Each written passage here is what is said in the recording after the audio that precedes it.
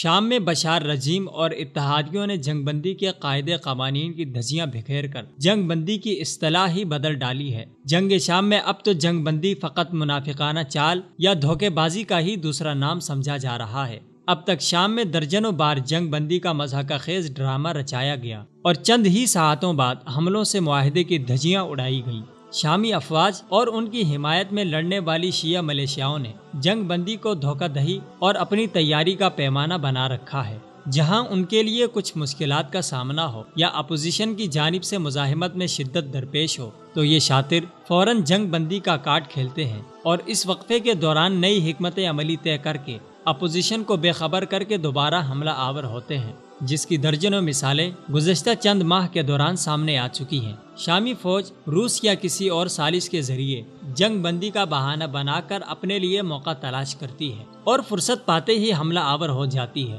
حال ہی میں بشار رجیم کے غاصب اور قاتل فوج نے وادی بردا میں بھی یہی وعدہ خلافی کا عملی مظاہرہ کرتے ہوئے جنگ بندی کے دوران حملے کر کے معاہدے کو سبوتاژ کیا۔ جرمن ریڈ کراس کے توسط سے شامی دارالحکومت دمشق کے علاقے وادی بردا میں نئے سرے سے جنگ بندی کے معاہدے کی سیاہی خشک ہونے سے پہلے ہی دھماکوں کی آوازیں گونجنے لگی ہیں۔ دھماکوں کی یہ آوازیں شامی فوج اور اس کے ہمنوا ملیشیاؤں کی جانب سے عین الفیجا اور دیر مقرن میونسپلٹیز پر توپخانے اور میزائل حملوں کے نتیجے میں پیدا ہو رہی ہیں۔ بشار الاسد کی فوج عین الفیجا کے اہم مرکز پر کئی اطراف سے چڑھائی کر رہی ہے تاکہ دمشق کے پانی سپلائی کے مرکز پر کنٹرول حاصل کیا جا سکے۔ بشار افواج کی اس پیش قدمی کے بعد جنگ بندی پر عمل درآمد کی تمام کوششیں ایک مرتبہ پھر بے نتیجہ ہوتی دکھائی دے رہی ہیں۔ اس صورتحال کے بعد جھڑپوں میں تیزی آ گئی ہے اور گولیوں کا نشانہ بننے والے نہتے شہریوں کی جانب سے جان بچانے کی اپیلوں کا سلسلہ بھی تیز ہو گیا ہے۔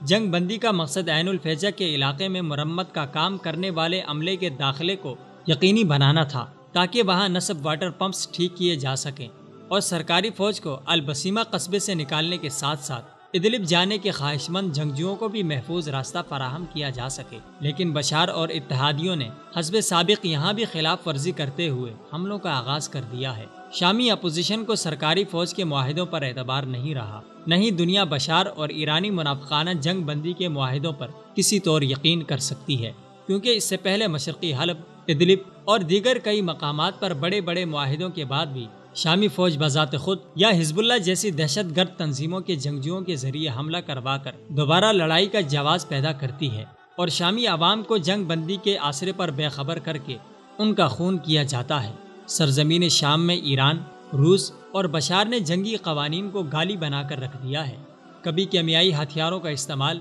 کبھی امدادی کارکنوں پر بمباری، تو کبھی ہسپتالوں اور طبی مراکز پر حملے جیسے گھناؤنے جرائم معلوم تاریخ میں دیکھنے کو نہیں ملتے۔ لیکن شام میں وہ تمام تر قیامت خیزیاں دکھائی گئی ہیں جو کسی بھی انسان کے وہم و گمان میں بھی نہ تھیں۔